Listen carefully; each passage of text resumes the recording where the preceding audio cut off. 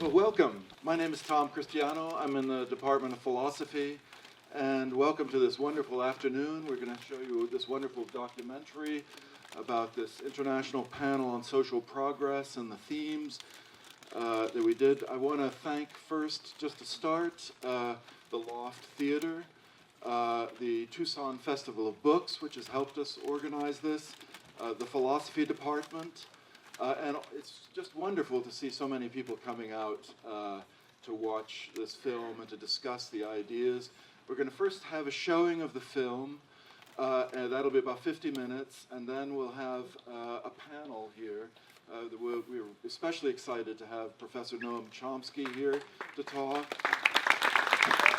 Yeah, excellent. And then there will be Mark Fleurbaey, Leslye Obiora, myself, Eldar Shafir, and Sofie Wolthers, who's the director of this documentary. So just to start off right away, I'd like to introduce you to Sofie Wolthers, who is the director of the documentary, and she's going to say just a few words about it. Thank you. Hey everybody, I'm Sofie. I'm so happy to be here. I came all the way from Amsterdam. So, yeah. I want to tell you a little bit about A New Society, which is the documentary you're about to watch. It's about the International Panel on Social Progress, IPSP for short. We have some of the panelists here today, but it's a panel made up of about 300 of what I like to say the world's brightest minds, who have come together over the period of 4 years to devise a document to help change the world for the better. They kind of assess where we are today, how we got here, and what we can do to avoid future catastrophe. So I thought their work was extremely important, but it is an academic panel, so it was in the realms of academia. It's becoming quite known, but I wanted to make this documentary so I could bring their work to a wider audience, so we can get more people to listen to their findings and hopefully get some government officials to make some changes. So that being said, I hope you enjoy it. Feel free to ask me any questions after.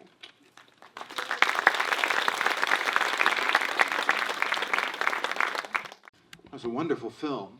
I'm sure I enjoyed it immensely. This is the first time I've seen it, actually. I was part of the IPSP.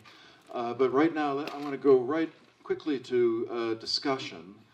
I'm sure you guys have a lot of questions to ask and a lot of interesting things. But let me introduce the panelists for you. I'm Cristiano. I'm in the Department of Philosophy at the University of Arizona. And then we have Mark Fleurbaey, who's an economist at Princeton University. Sofie. Oh, and the other thing about Mark is that he was really the guiding light of the IPSP. He's the one who got it going, supervised the whole process. He did an absolutely wonderful job. Really, really great. Yeah. And then we have Sofie Wolthers, who was the director of this wonderful documentary. Let's give her another hand for that. Yeah. And we have Leslye Obiora, professor of law at the University of Arizona. You saw her speech. She's a human rights activist. She's written a lot of great stuff on human rights. Eldar Shafir is here to join us. And then we have Professor Noam Chomsky. We're very excited to have him here with us today. So what we thought we'd do is, I thought we could start maybe with a few remarks from Mark Fleurbaey, and just to frame the whole the IPSP project one more time, and then we'll have some of us will perhaps ask questions of Professor Chomsky, what his reactions to the film are, or to the book that he's been looking at, and then we'll just go from there, and then we can open it up to the more general discussion. Thank you. Mark, let's see, do you have take that down. Okay. Yes, so it's really a privilege, as you can guess, to have worked with all these wonderful colleagues. It was quite a human adventure. We have been motivated, we started in 2014, we've been motivated by a sense of alarm at recent trends developing in society, inequalities, in politics, a lot of troubles in many countries, a rise of authoritarianism, but also the environment going in the wrong direction. And so we were really afraid that all the successes and progress that's been made, especially since the middle of the 20th century, could unravel under these new threats. And we felt that as academics, of course, we are not philosopher kings. Our job is not to make decisions instead of the people. But we thought we could make a contribution to the public debate. We could share our knowledge, and we could try to perhaps elevate a little bit the level of the debate, and just share ideas, throw ideas, so that people can seize them. And we do believe that there are many good ideas around, and that need to be experimented with much more than is done. So I won't be long, but just to give you a sense, and the film is already a very good description of the mood, the spirit, and some of the key ideas of the work we've done. I'd really like to invite you to consider our group as a resource. We have a website, IPSP.org, where you can find a lot of the text that we've made. The report itself has the chapters all there, and access to the little book and so on. So you have this as a resource, and you can also consider the film as an interesting resource. So we have people now using it and showing it to students and students, including in high school. So it's an interesting resource as well. Just to say a few things about the content of this report and the book that goes with it. So when we started out, I was personally very curious to see what this large group, about 300 people from all over the world and all the disciplines of social sciences, what kind of vision, what kind of mood they would convey through their work. Would it be all doom and gloom, as we see in some recent books by pundits? 2014, that was the time of the Piketty book, if you may remember, so sort of dark vision of where we are going with capitalism. And so, in fact, what we have is a sort of mixed message. So it's a message that's very optimistic on the possibilities of humanity. We have a lot of good ideas, as I was saying. We know how markets and governments and other institutions can succeed or can fail. So we have lost illusions in all these institutions. So the old ideologies are now gone. And it's in a way, it's good. We are at a crossroad of humanity, of history, and we can really make good decisions from now on in a much less ideological way than used to be done in the previous century. So that's a very interesting moment. And I think we see a vision of a better society or better societies emerging in the report. In the little book that's called the Manifesto for Social Progress, we try to make the vision a little more consistent, because this big report, which is really 3 big volumes, it's 4 pounds of paper. So it's a lot. It explores all aspects of society, as Sofie has summarized in the film. So we try to convey a vision of the sort of post-capitalist or post-capitalist socialist struggle vision. It's a sort of third way.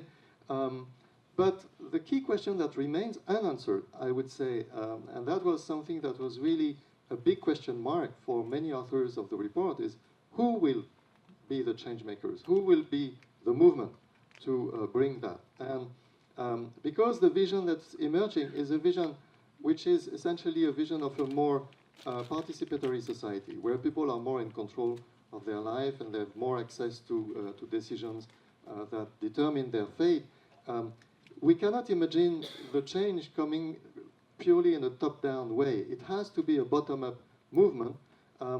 And one interesting thing that is said in the report is that the new actor that's emerging is not a very simple actor to analyze. It's civil society. And civil society is full of lots of movements going in many directions and focusing on sometimes very specific causes. So it's not a consistent movement. It's not pushing a unified vision, but it's pushing overall very often good causes, and sometimes it's quite successful in changing the conversation and changing real institutions. So that's where the investment has to be made, help civil society get ideas and push for causes. We hope that our little contribution, the text we've produced and the film that Sofie has made, will help pushing in that direction, but a lot more needs to be done. We would need, I think now, we would need something like a big platform that would, or multiple platforms that would really not just be the place where people can deposit, can put their, advertise their work, but also something that would be more proactive and would go out and reach out to the various movements and help them coordinate. We need to have, now we have transnational corporations operating on the global scene. We have governments now retreating from global corporations, unfortunately, but they are also operating on the global scene. There is very little of civil society on the global scene. So we need to have much more. There is some, but not enough. So we need to have more. We need to see an emergence of an international civil society that could really talk to power, talk to these big centers of power. So let me stop here, and so that we can have, I'm really eager to have a conversation with you all. Thank you. Could you, let's, Eldar, you want to? Yeah, you got one. Okay, good. Thank you. So I'm a behavioral scientist, behavioral economist at Princeton. One reason I'm here is because Leslye told me that Noam Chomsky would be joining them. And yes, 30 years ago when I was a young Israeli graduate student at MIT, Noam had an enormous influence on my vision, both intellectual in terms of the cognitive sciences and political and as a social scientist. So it's a special honor. And I was asked to bring up some points that might trigger conversation, and I thought I'd bring up the following point, which touches both on the political and on the cognitive sciencey side of things, and it touches on things that both Sofie and Mark have said already. When I look at this stuff, what always perplexes me is how much of what we are seeing is a function of sort of malice and calculation and selfishness, and how much is sort of confusion, naivete, blurry thinking and blurry vision. That now, of course, it could be obviously a combination of both, but that to me has always been a very interesting issue. What I found the report particularly compelling about is that so much of it looks like it's not just strategic evil, it's just not getting it. And most people don't get the idea that cities were built for men. Now, whoever did it, probably for very self-serving purposes, today people don't see it that way. It's, it's the water they swim in. They're not really aware of what's happening. And that to me is a really interesting issue in the work that we do. I was in the inequality chapter. You take the most fundamental concept in development economics, Pareto optimality. Pareto says, if there's a world in which some of us are better off and nobody is worse off, that's a good place to go.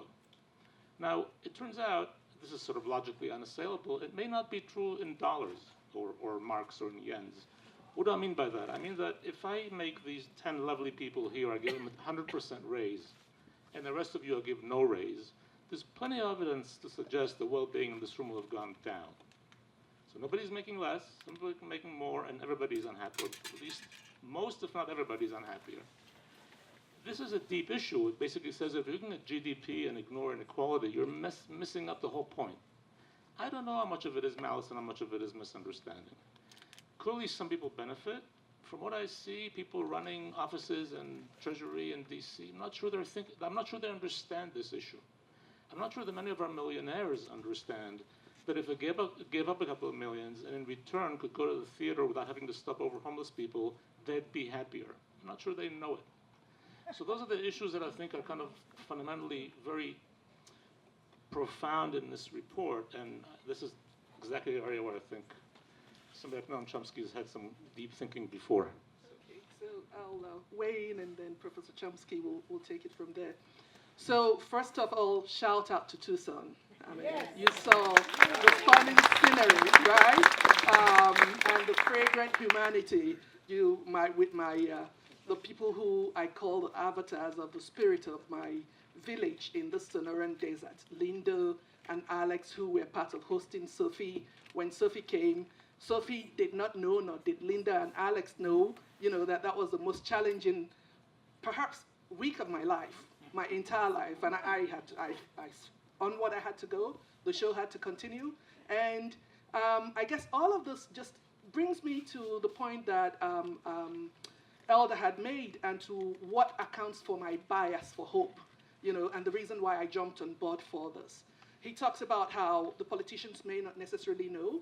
Perhaps the pressures of the political calendar doesn't even allow them the luxury of trying to care, right? But we are the people that are there to govern for. And we are the ones then who are going to be the drivers of change. This is why I wanted to just add my own few cents to how we can figure out what then now, how we can individually and collectively exercise our agency to be able to take back this patrimony. I talk about the fact that, you know, the politicians, I've been in government before. I was the minister of the Federal Republic of Nigeria for Mines and Steel Development. You know, when you're there, you do your part, you move on, you're trying to optimize whatever your time is. You're not necessarily thinking about the future. So are politicians really the ones that we should entrust responsibility for sustainability and stuff like that to? You know, shouldn't accountability be something that we outsource to, something that will be much more enduring? Are there ways that we can figure out how to improve on this?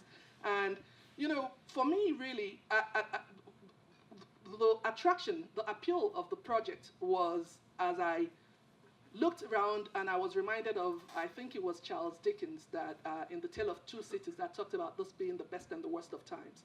You know, as you see all the darkness that seems to be prevailing, you also get so much, you know, of the possibilities that enhances your passion for those possibilities and makes you keep trying to figure out how. I think none other than Lady Gaga actually talked about the discipline for passion. You know, that you have to keep at it. You have to figure out what matters to you, what your core values are, what you're not willing to compromise, what you must keep on fighting for. And maybe for you Americans, all of this is strange. For me, as a Nigerian, I came here as a 23-year-old, precisely running away from what you're experiencing 32 years after my stay in the United States. I think it was Cynthia Dixon who reminded me of what I told her when George Bush was in office, that I said that Americans lack imagination about what could happen to their country. Well, this is it today. What's happening? And does that mean that we throw up our hands in despair and say, woe is us? No. We have to exercise our agency and figure out how to do it. And this is why the public outreach, the public engagement that is happening at the Loft is so important to me, and why I'm very grateful to all of you who took the time to come, despite the short notice, because we didn't start mobilizing on time, and even regardless of the constraints of time, you all still came. So we're looking forward to your feedback. Thank you.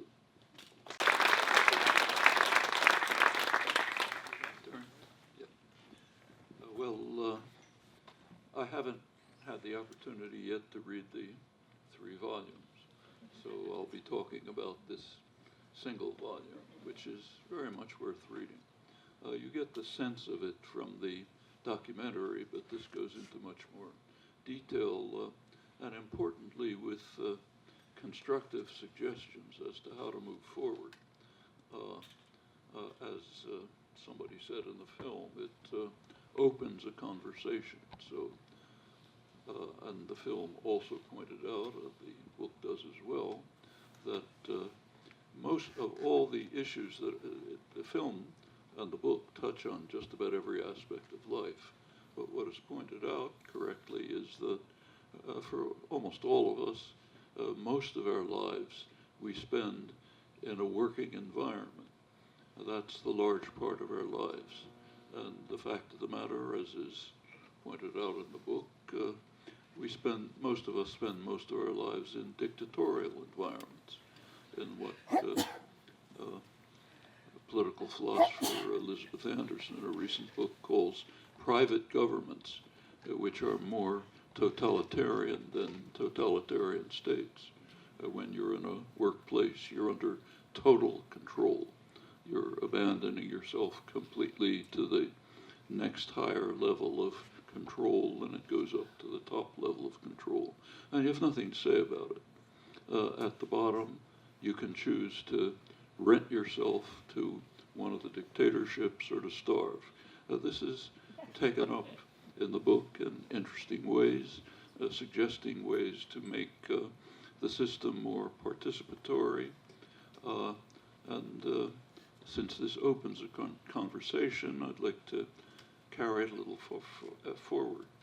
So one of the sources cited, I'm sure the 3 volumes go into this in much more detail, but here it's brief, is John Stuart Mill. a very significant figure. And he's quoted as saying that, let's see if I can find it. Hold on.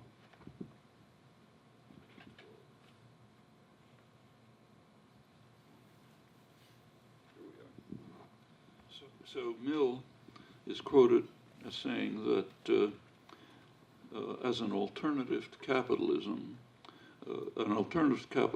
should involve the replacement of capitalist relations by real partnerships in which workers would have a say in the governance of productive associations in their capacity of work providers, not as owners of capital, not as managers, and in this form, labor would hire capital.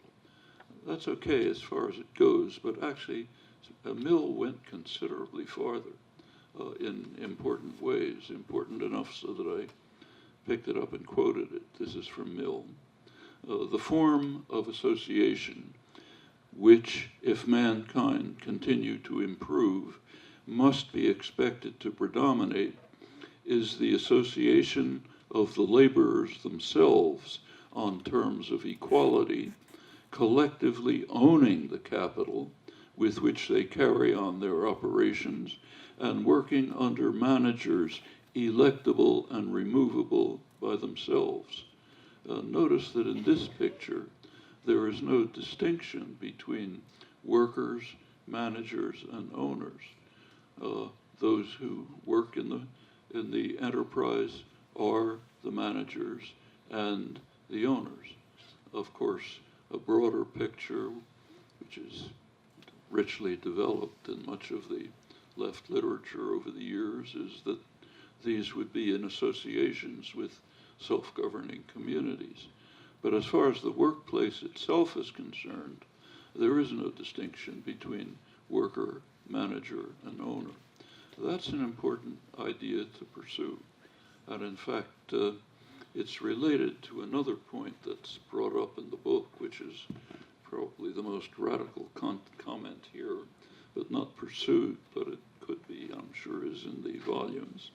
Workers who sign a labor contract sell their dignity as stakeholders when they accept the subordination stipulated in the contract, and they sell it for nothing, given that the pressure of unemployment makes them accept working for almost any kind of organization.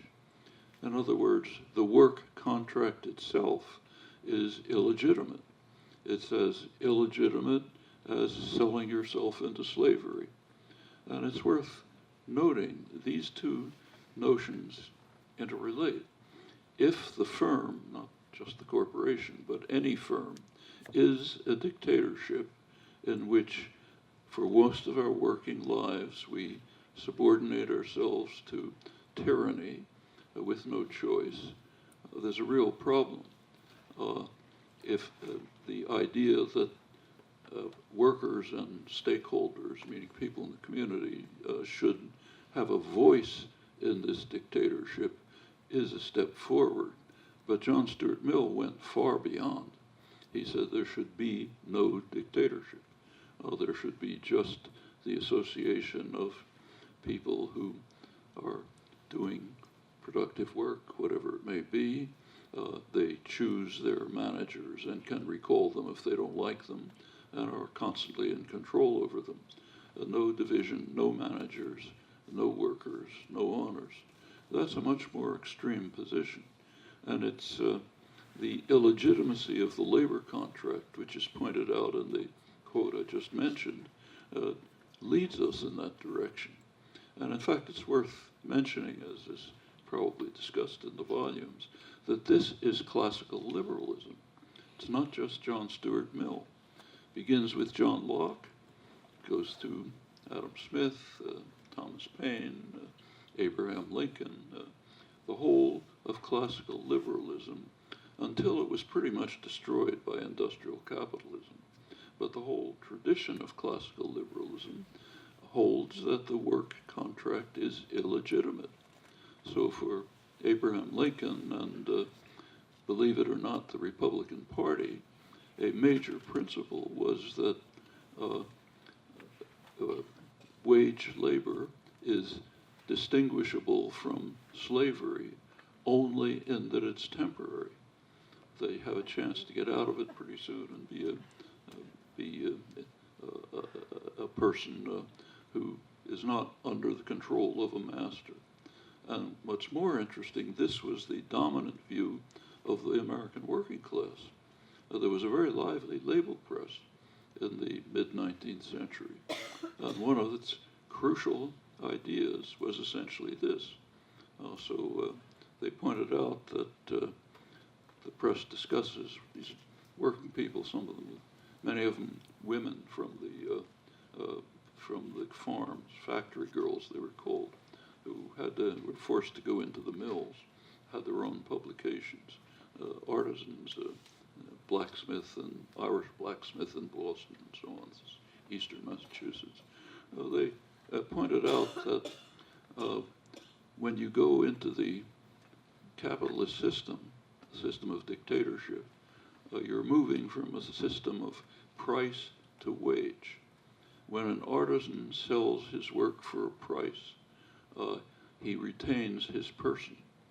When he sells himself to a master, he loses his person and his dignity. This is a fundamental infringement on human rights. In a free society, it should not be accepted. These are directions, I think, that can be pursued much further, probably are pursued in the volumes, and it's one of the many points where I think this material offers a very good starting place for a conversation, as was mentioned, that can proceed to a real serious rethinking of the nature of society in many respects. I've picked just one, but the same could be said of the many other dimensions that are brought up in this quite impressive and very humane approach to how to deal with the severe problems that we face.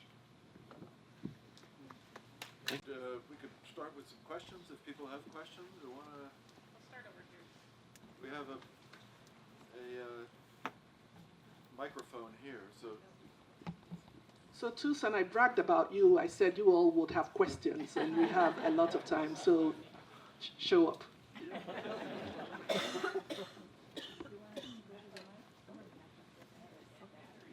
can use this one. It's okay. I experience that problem all the time.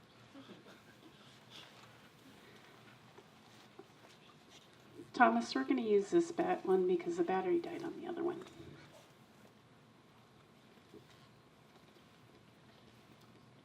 I have a willing participant. Yeah, there were two hands up. Yeah. Well, I recently heard a discussion about the surveillance capitalism and Democracy Now!, which was something we all are aware, I think in this audience, are aware of, but to hear it talked about was just uncanny. And that's just a comment. My question is very simple. Is this film available for sale?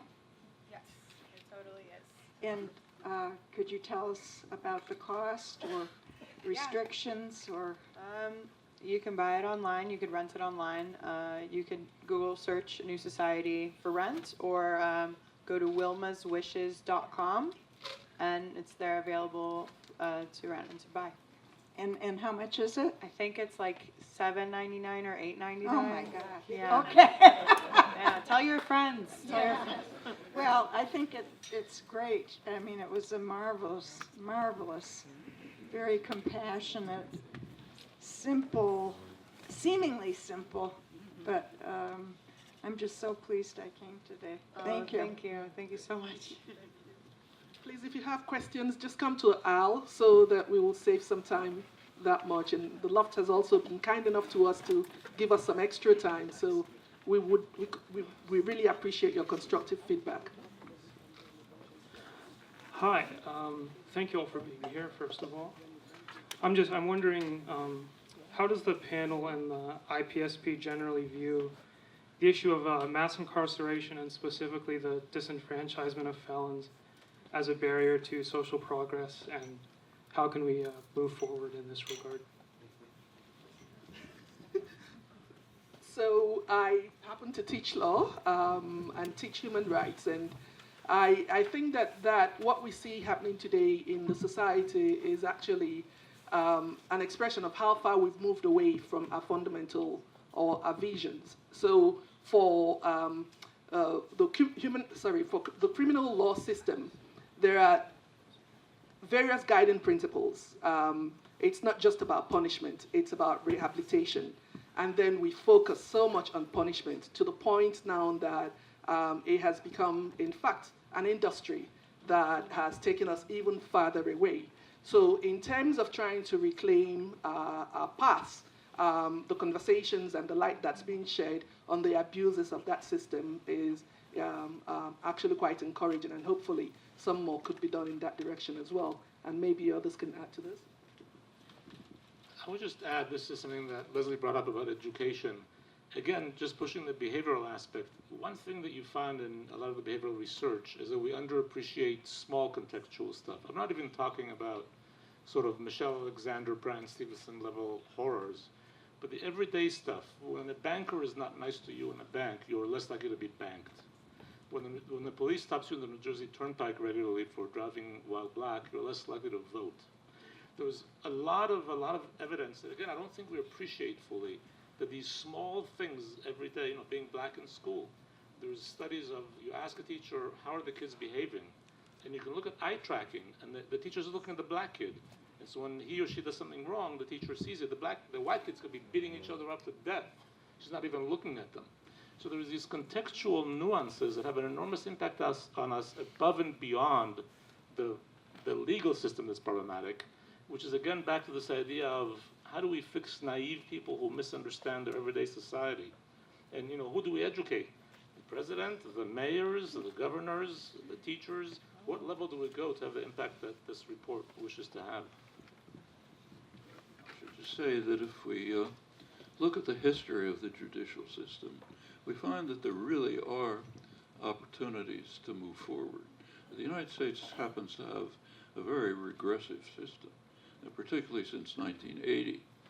Go back to 1980, the level of incarceration in the United States is about the same as Europe, slightly higher, but within the main framework. Now it's 5 to 10 times as high as any. The reason is pretty much a highly punitive and very racist drug war which was initiated. But take another society, take, say, Norway. One of the great criminologists happens to be a Norwegian, Neil Christie. He reviews the history of criminology in Norway. You go back to the 19th century, it was one of the most punitive in the world.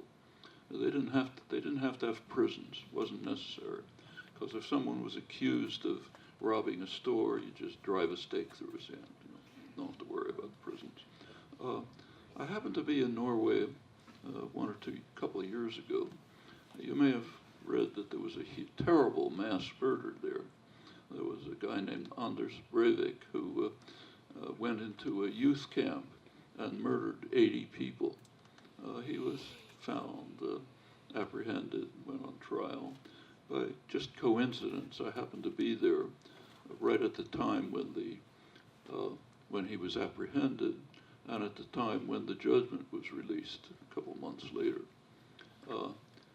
He was sentenced, of course, to the maximum sentence possible in Norway, 21 years, with possibility of rehabilitation, and if not, then another added sentence. He is imprisoned in circumstances which you just can't imagine in the United States. He has a room, television set. He's being treated as a human being who can be returned to becoming a member of society.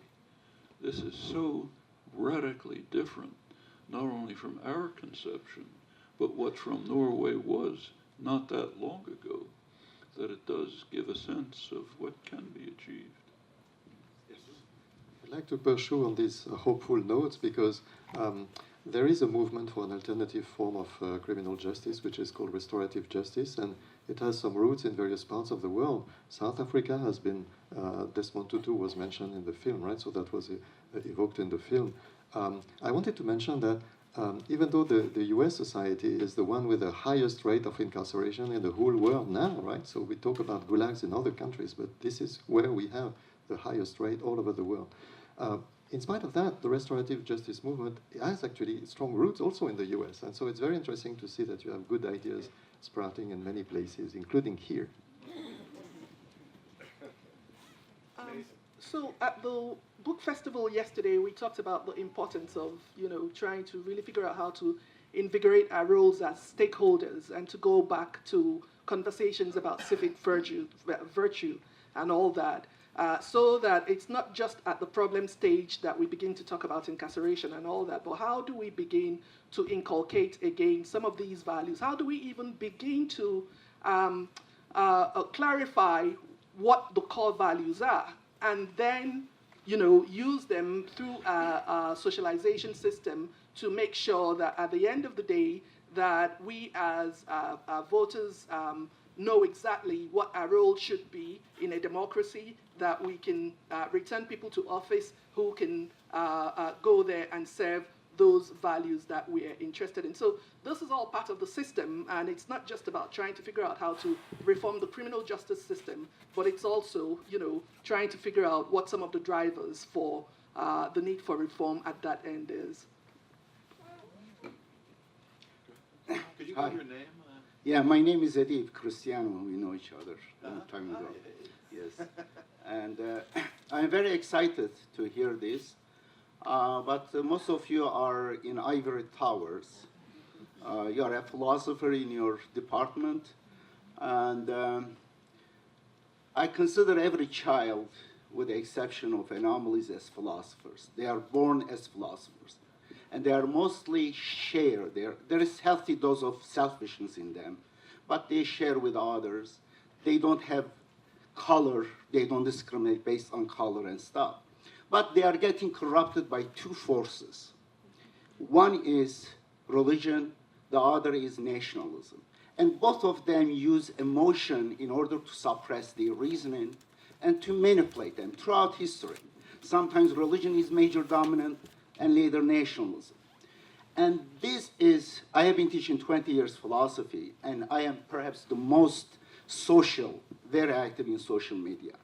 When I see a person whose mouth smells from hunger, and that person praises the guy who made the biggest mansion in the world for himself, 1,150 rooms in Turkey.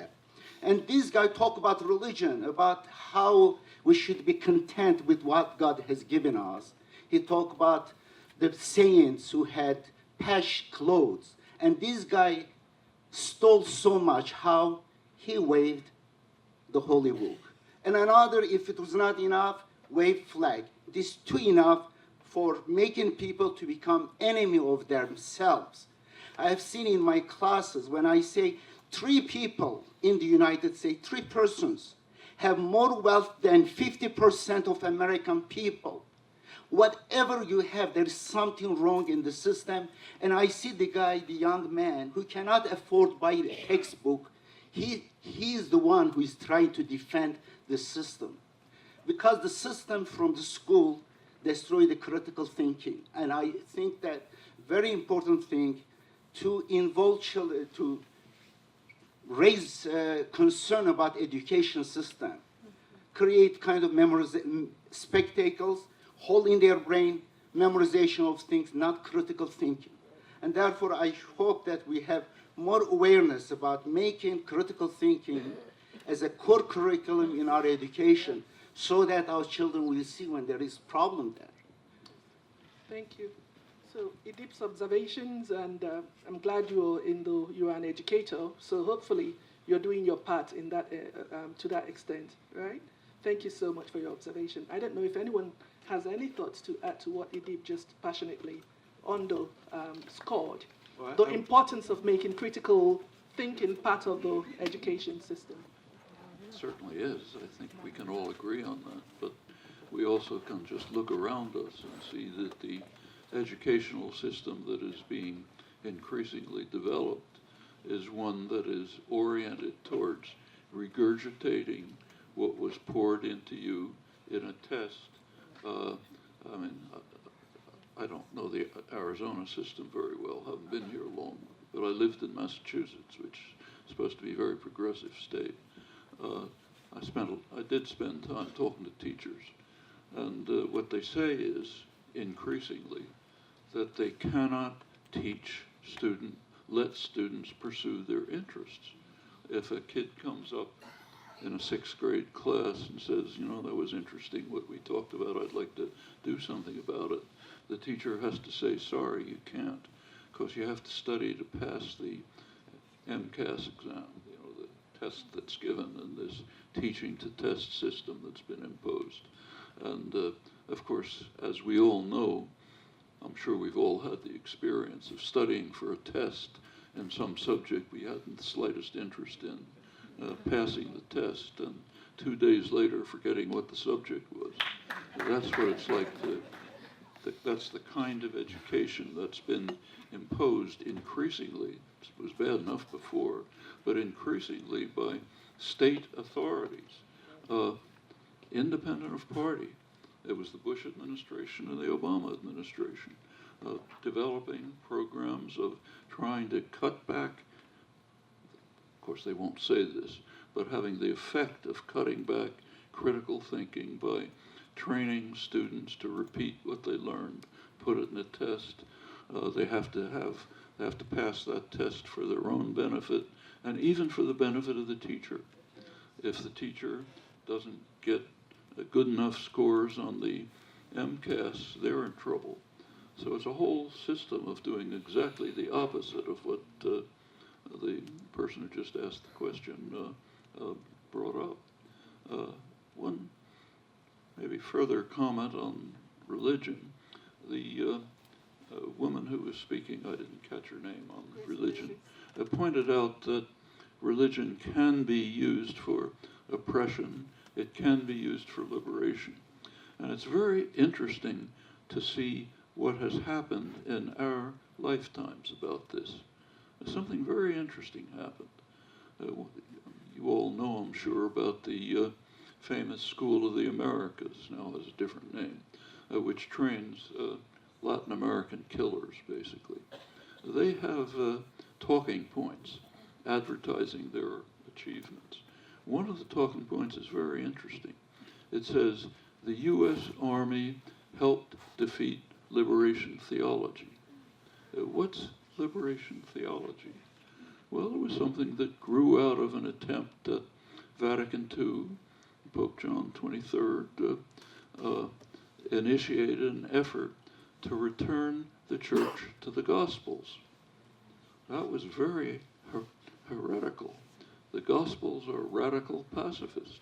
That's why Christians were persecuted before Constantine took it over and made it the religion of the Roman Empire.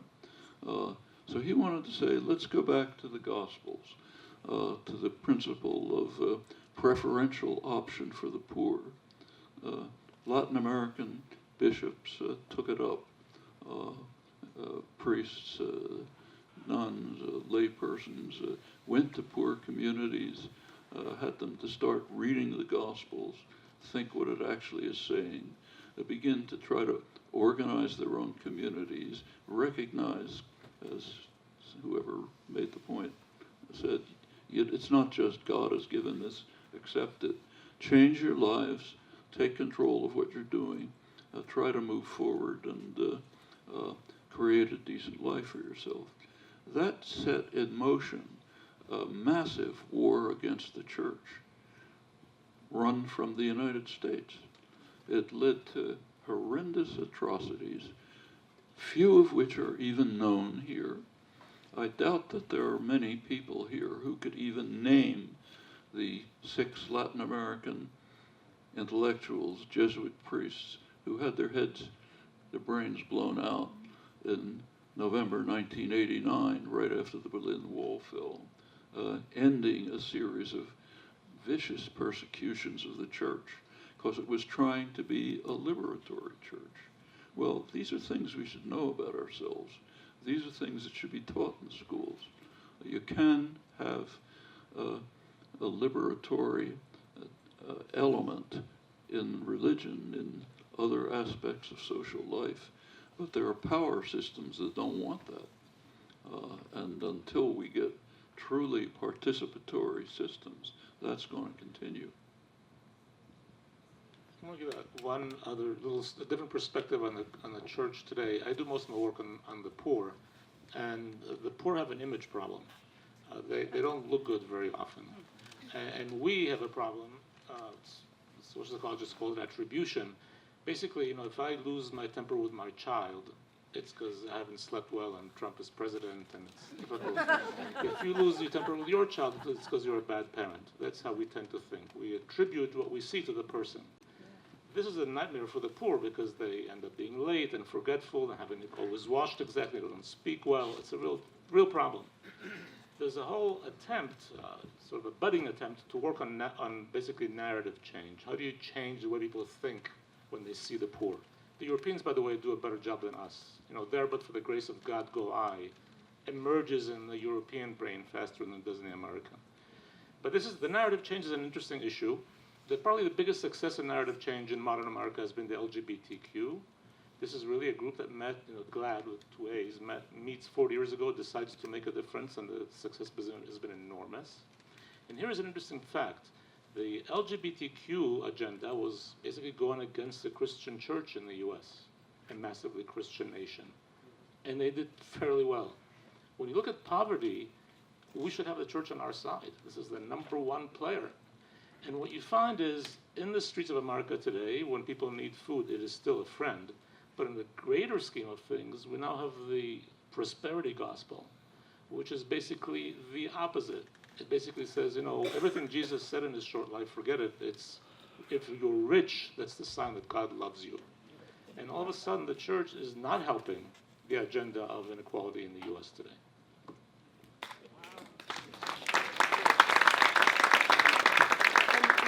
I also, in my observation in the film, I talked very empirically about the role of the church in Nigeria. I talked about how it is our best evolved, not just the church, but faith-based institutions, our best evolved infrastructure.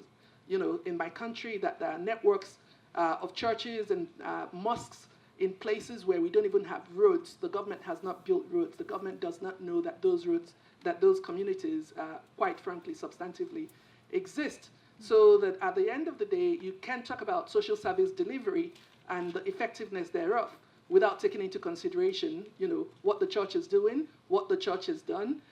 Yes, we have a very complicated history from colonialism with what the missionaries did as the handmaiden of colonialism, but the legacy thereof as well is that, the church still keeps giving back to these societies. So you cannot talk about social progress, regardless of your disappointment with the church, without really looking at what they are doing in other places in the world. Yeah. Yes, we'll get your question. Right. My name is Patrick Deal. I'd like to ask what ideas have emerged from your large assembly of people about combating the very strong human tendency to groupthink. And here I have in mind both the tendency to form a group that's defined by a set of beliefs, police the group in terms of those beliefs. If a person deviates from them, they risk their group affiliation. The previous questioner mentioned a couple of areas in which this tendency has been very strong, religion and nationalism. I think there was a series of lectures by Doris Lessing in the late 80s called Prisons We Choose to Live Inside, which addresses the issue of how hard it is from within a group to find the guts to disagree with the group, okay?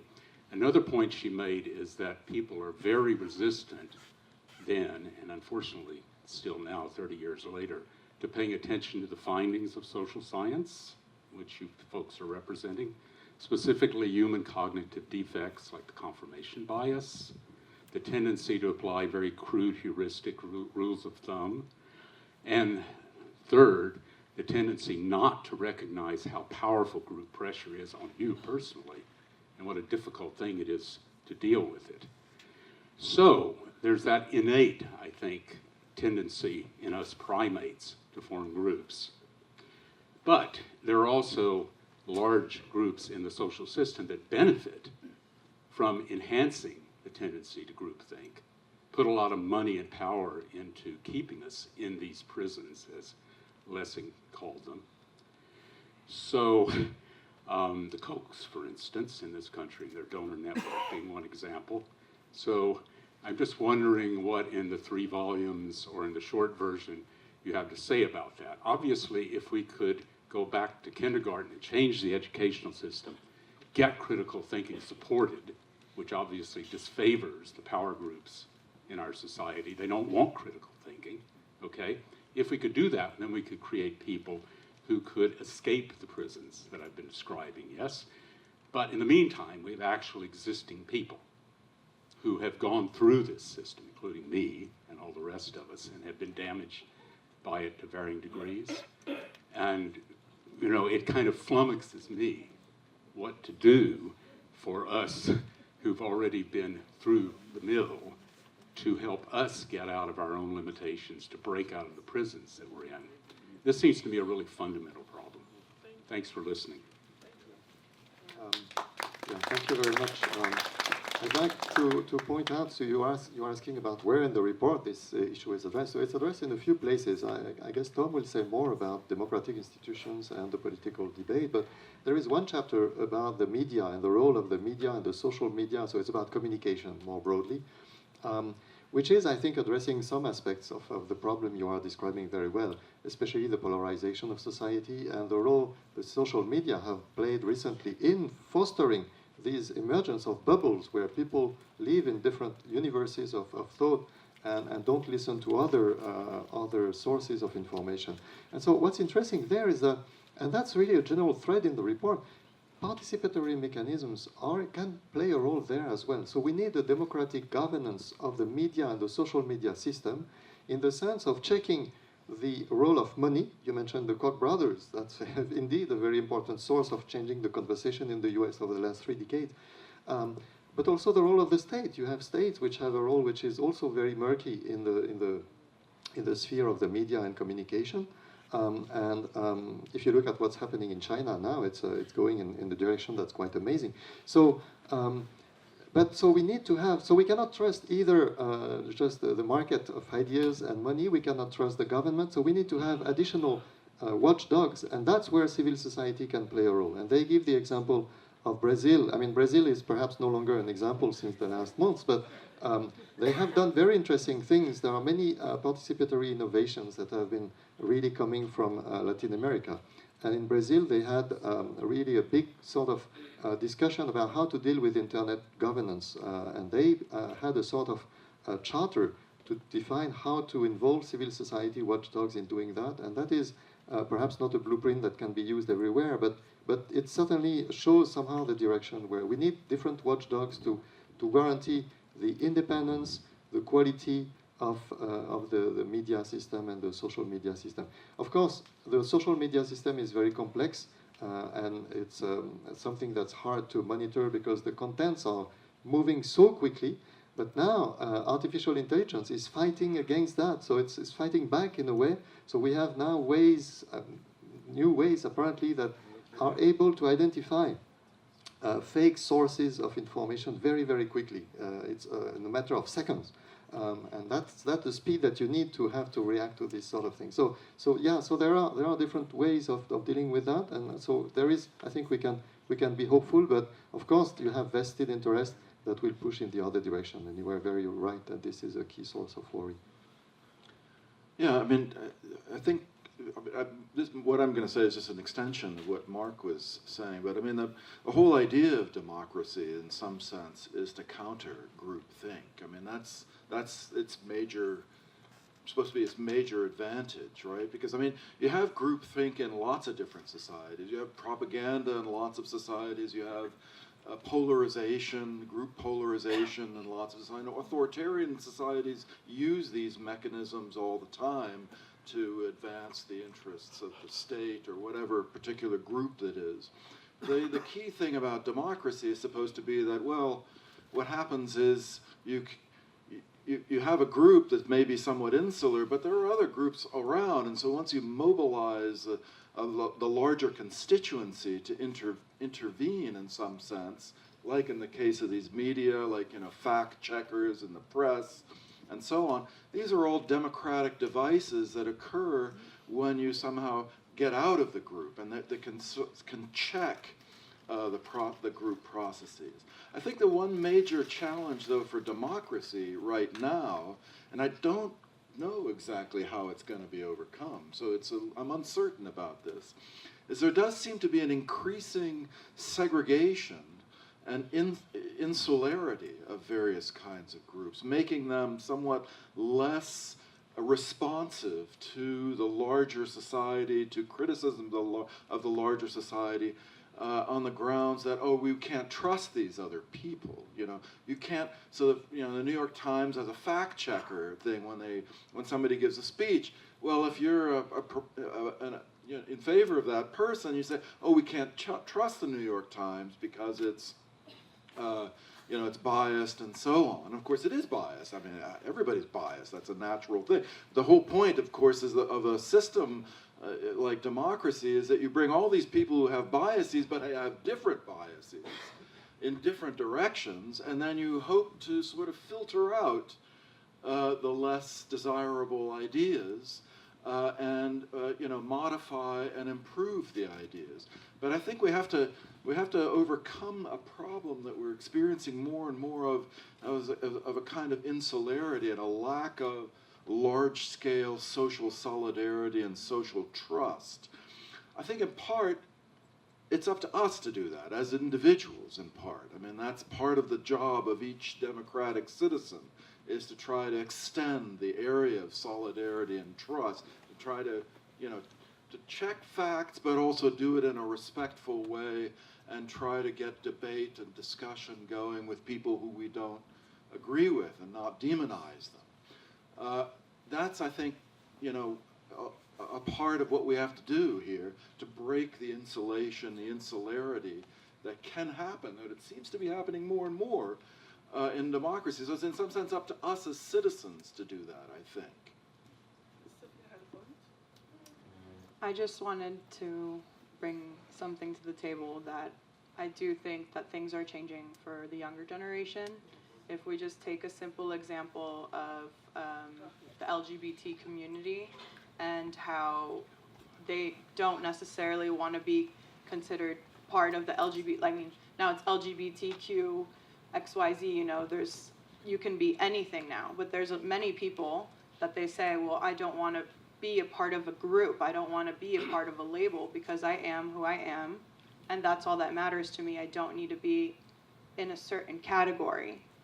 So that's like a trend in society that's happening now, where people feel like they don't need to be necessarily a part of a group because they don't have to have a certain label.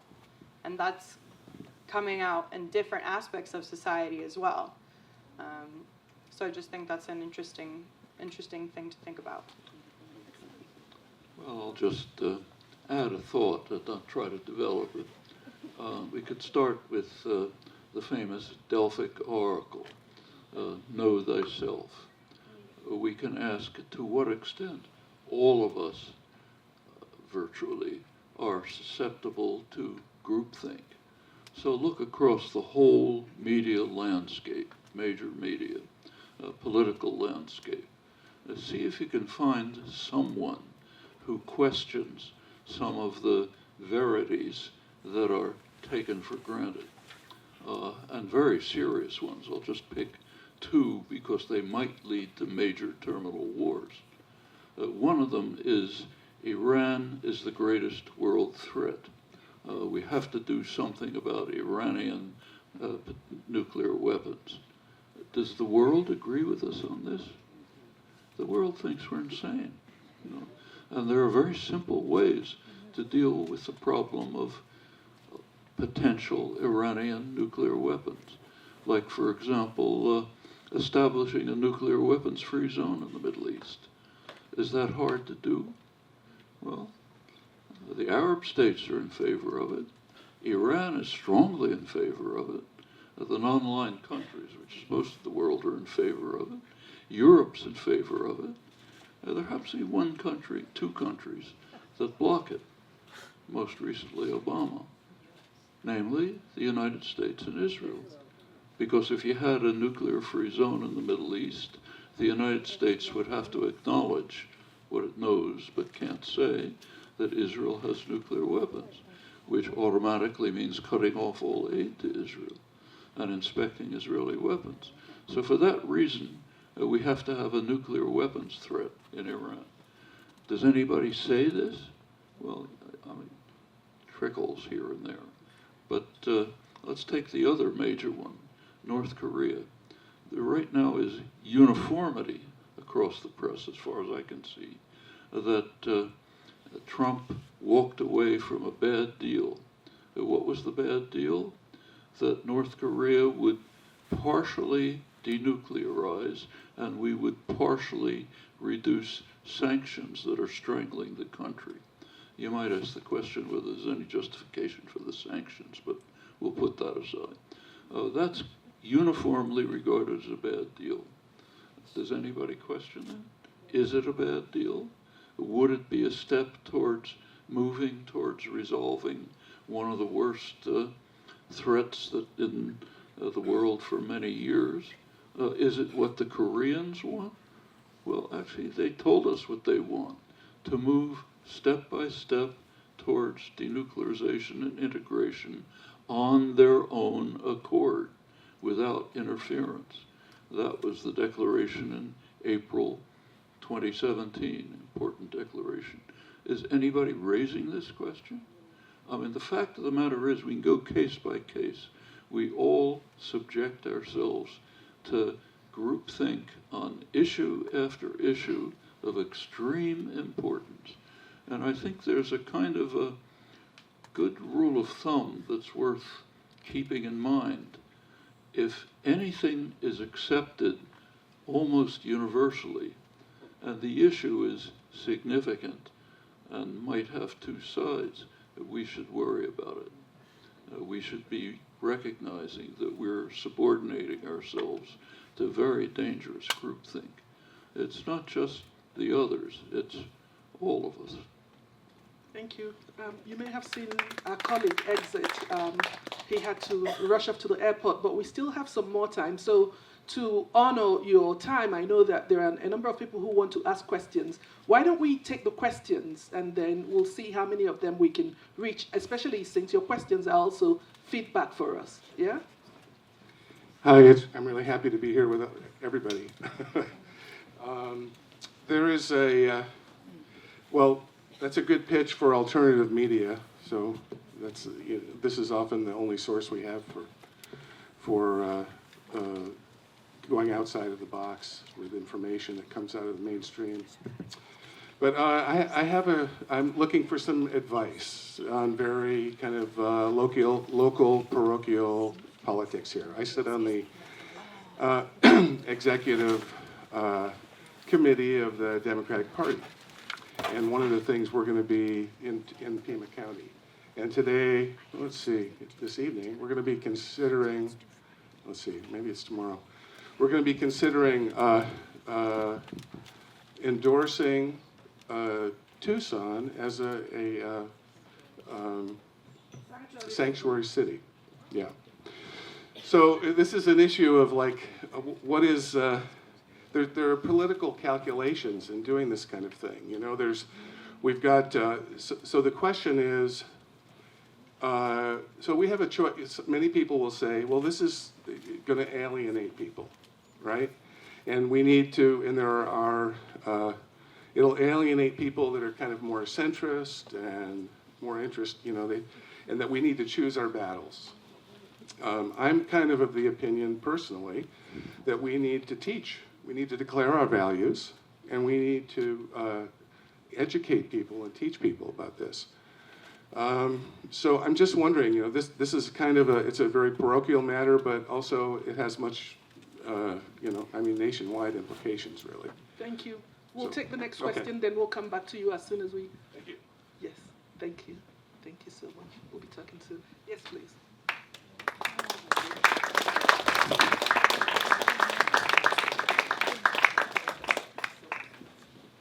So I have the technology to do this. So I'm going to pretend that it's already built. We now already have a decentralized new media that goes through the internet. You can find information, whether you're on Facebook or Twitter, it pops up, shows you if there are other alternative ways to look at any particular issue. It's issues-based.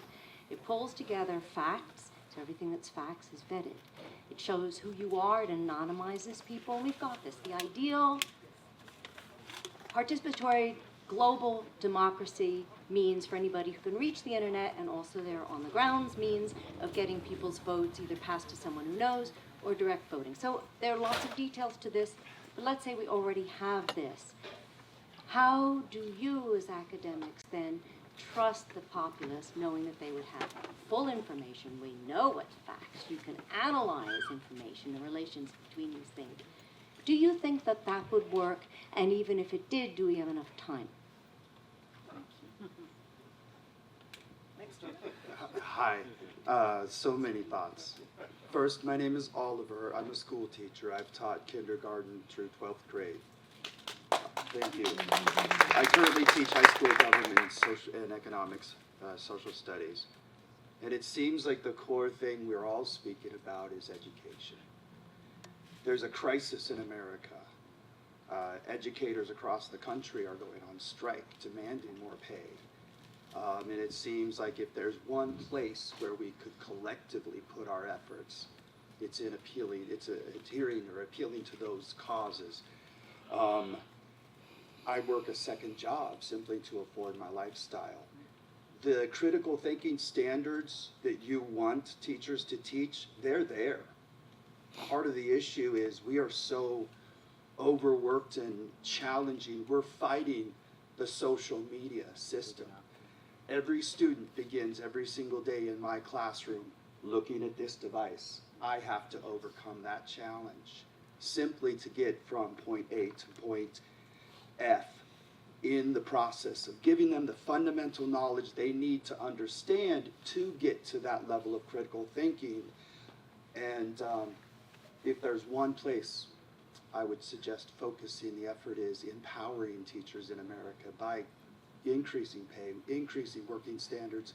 You're going to bring teachers who can afford the opportunity to think for themselves, as Noam Chomsky mentioned, or we're just slaves to our master because we're simply working for a wage ourselves, and we fear losing that wage. Thank you. Thank you. Hopefully we'll get to that. But please let me just make my disclaimer. As I was typing on my phone, I was actually taking notes. So I'm not one of those who get bogged down on notes. I'm used to it. I would hope you would be. Excellent. Thank you. Please. Hi, my name is Katie. I am also a teacher. I'm an early childhood educator. So schooling as an institution is a huge contributor to keeping the status quo and the systems of inequality, systemic inequality in place, right? So my question is about what responsibility do we have to our future generations to unpack some of these issues that are presented here around climate change, social justice issues, things like liberation and liberatory education. So what is our responsibility to our generations to unpack those in the institution of schooling, and particularly in public schools, which presents a lot of challenges, and how might teachers navigate that? Is my question. Thank you. Hi, I'm Torbett. The film opened with the discussion of how these conversations are not happening. There's this bridge building between academia, policymakers, and NGOs. As working in academia, the struggles with getting policymakers to listen to academic work is part of the problem, but getting academics to do meaningful work, for them to be rewarded within their departments. At the Woodrow Wilson School, certain departments really reward this, but a lot of academia does not really reward as much relevant work that can really make a difference in people's lives. Could you talk about the struggle that you all have seen? You've obviously found homes where your work's rewarded. but as someone aspiring, it's been a struggle to find those types of homes.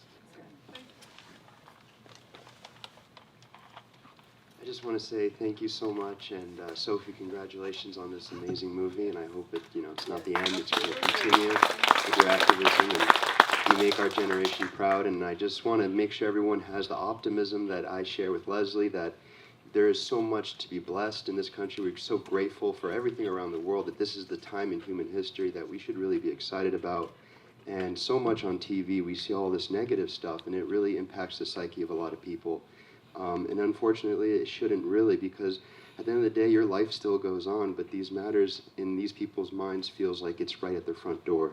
And I think it impacts them in a negative way overall. I think we should have optimism and tackle these problems with that optimism. I think we also shouldn't give hope on politicians helping in this fight. I think campaign finance is a huge issue, and Lawrence Leslye, a presidential candidate, he had a great idea for it, and I think there's opportunities, regardless of Citizens United, to overcome that hurdle first before they can be stakeholders in that cause. And what Noam Chomsky said about the paradigm of corporations and how we should view it, I think that's something to think about. But I also think, wages have stagnated in this country for a very long time, and that's maybe the very big issue that no one's really talking about on the other side. And if we can tie those wages of the hard workers to the profits of a company and the top executives, that we can see a dramatic increase in a lot of things. And we got to focus on that stuff. And education, I was clapping loud when Noam Chomsky talked about it. I'm a product of many years of education, and it is short-term memory, a lot of it. And it's a crisis right now in student debt, and we need to be tackling this in many different ways urgently. But thank you so much, everybody, for doing this. Thank you. Thank you. And our last question. Oh, no. Okay. I'm Trevor. I just want to say it's been a lovely program. Thank you so much.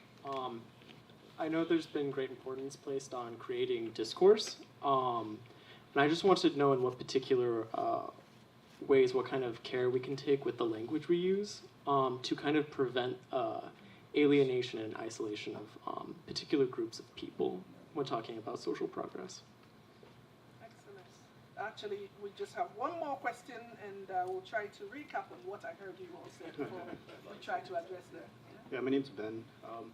My question is as far as Indigenous people, how has the panel and others addressed communities that have in the past looked at structuring their law and their social structure in a way that respects the earth? Is that addressed in your work?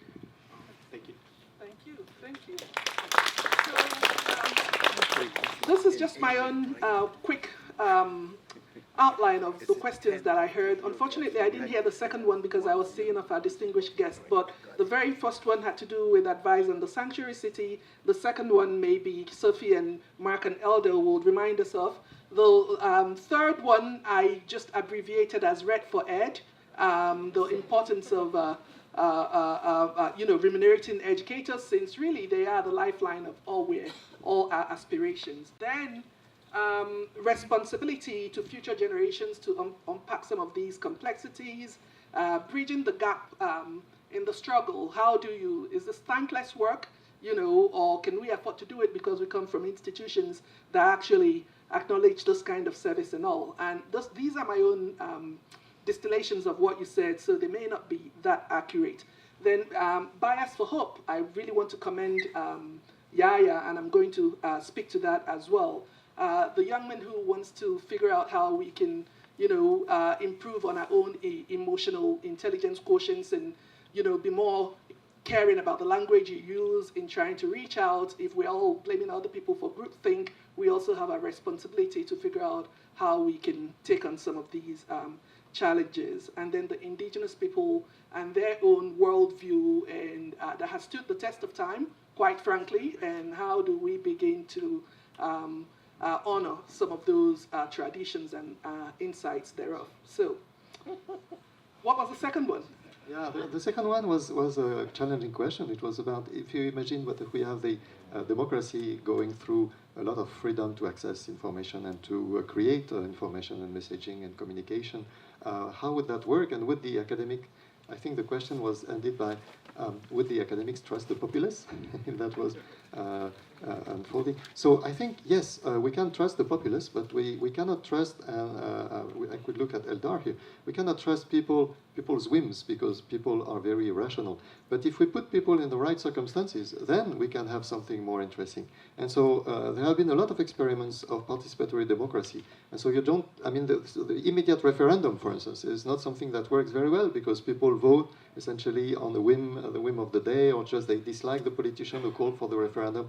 But you have mini publics, you have citizen juries, you have forms where you really gather people together, gather them, and you give them information, and you put them in the right context so that they can think about it and discuss that with other people.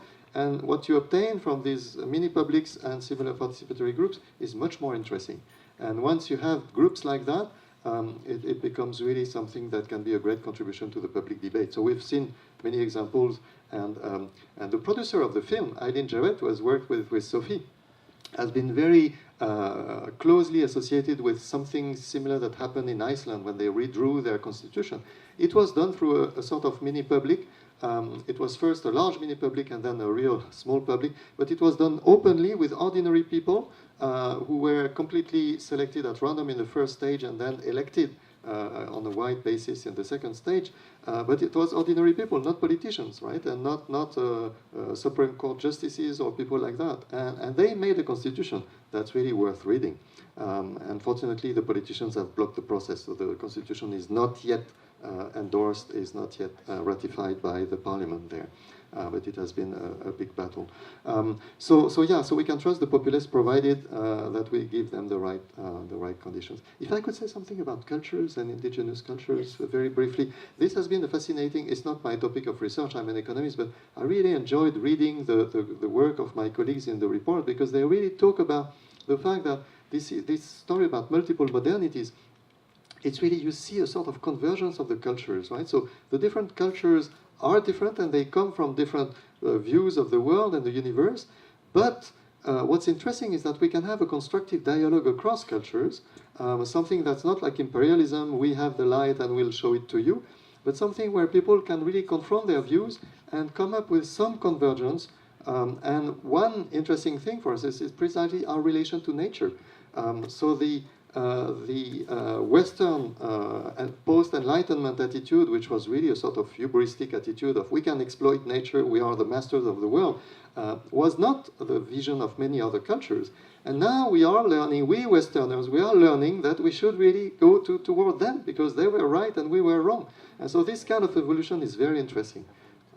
Okay. I think we just have to be empathetic towards each other and see each other as people and humans, not a specific label.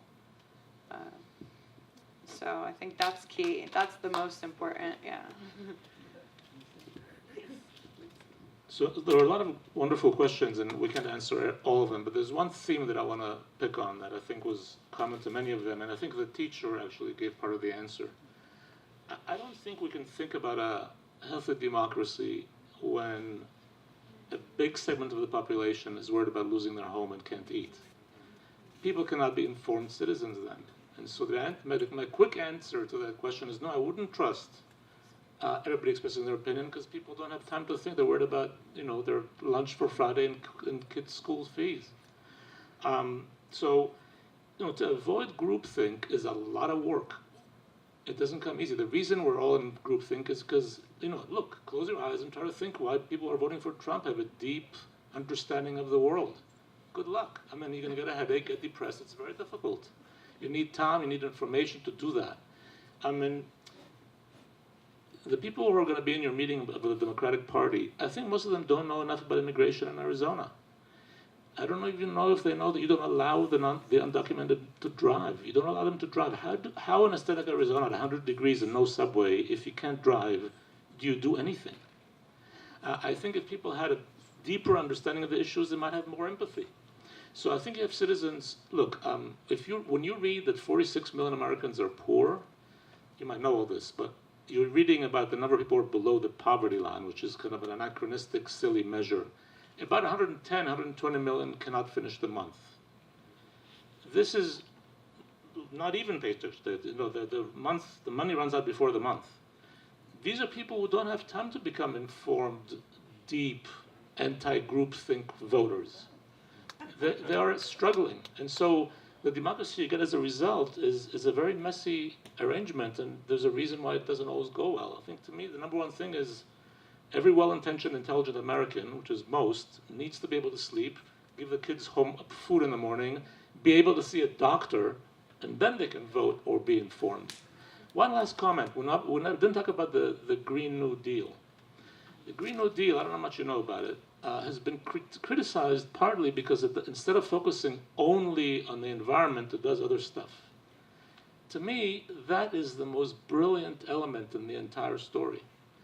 The Green New Deal says we're going to do things that help the environment, but we're also going to make sure that Americans are guaranteed housing, health care, and a living wage. Think about that. Now, if you are somebody who's worried about feeding your kid and finishing the month without getting evicted, how much time are you going to spend worrying about the environment 200 years from now? It's not your problem. Now, what they're doing is saying to you, you go act in the environment because then it will solve your food and housing next week. That's brilliant. You're acting on issues that are burning to you now while also taking care of something in the long distance which you'd never have time to think about otherwise. So anyway, that, to me, the number one thing is cognitive load. You have to liberate people, let them live a minimally acceptable life so they can become informed voters.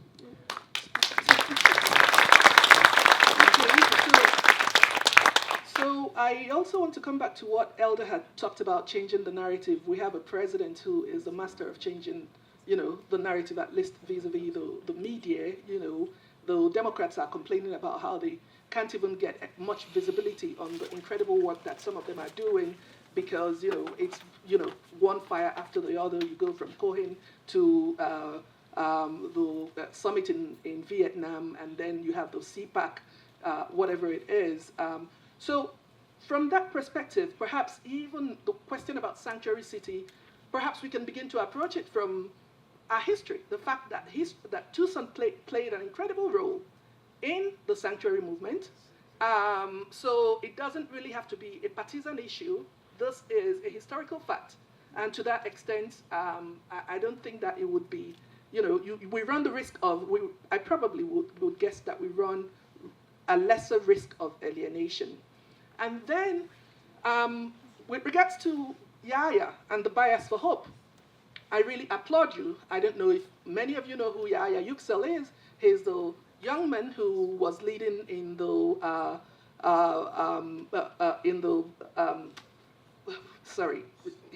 he was running for office, right? And then he ran into some difficulties and had to withdraw. And for him to stand here and still stand as optimistic as he sounded, I really commend him. And he happens to be my student. Interestingly, when I came to Arizona in 1997 to teach at the law school, Idip Yüksel was in my first class. And 20-something years later, his son, Yahya Yüksel, who was 4 years when Idip was in my class, became my student as well and graduated and went on to other stuff. So Yahya, I think the best is yet to come for you. Just, whatever the growth, whatever the lesson for you in that experience is, own it. And that goes to my response to the teacher. In my worldview, I happen to be an Igbo woman from Nigeria. There is more to capital than finances for us. We actually say that a good name is better than money. The children you have is a greater form of wealth than finances. Yes, I know that it would be very important for the government to acknowledge the invaluable, and indispensable work that we do as teachers. But when I reckon my blessings, when I reckon my forms of wealth, my forms of capital, it's not just the salary I'm paid. It's the Yahya Yüksels, it's the Idip Yüksels, whether or not they fall or rise or whatever it is. Those are part of the things that I celebrate and part of what keeps me going as a teacher. That, I have the privilege and the opportunity to be able to engage with these minds and see them at the end of the day go out beyond the four walls of our classrooms and continue the good work there. So as we draw the panel to a close, I want to give my co-panelists the last chance to make some remarks, and then we'll thank you and call it a day. Just do your part, everybody. Yeah, Yeah, and if it's convenient, it's probably bad for the environment. Just remember that. Yeah, just continue on this line. Indeed, I think talking about hope is great because we need hope, and when people have hope and a vision, that's when they are active. They don't act out of fear, and I hope Eldar will confirm that. They act more when they see a vision, they see they can make a difference. And in the small book, we've tried to write the last chapter with suggestion about what everybody can do. And so there are many things everyone can do to change the situation, to make society more just wherever you are. That's possible. And so, yeah, please follow the advice that Sofie gives here and also at the end of her film.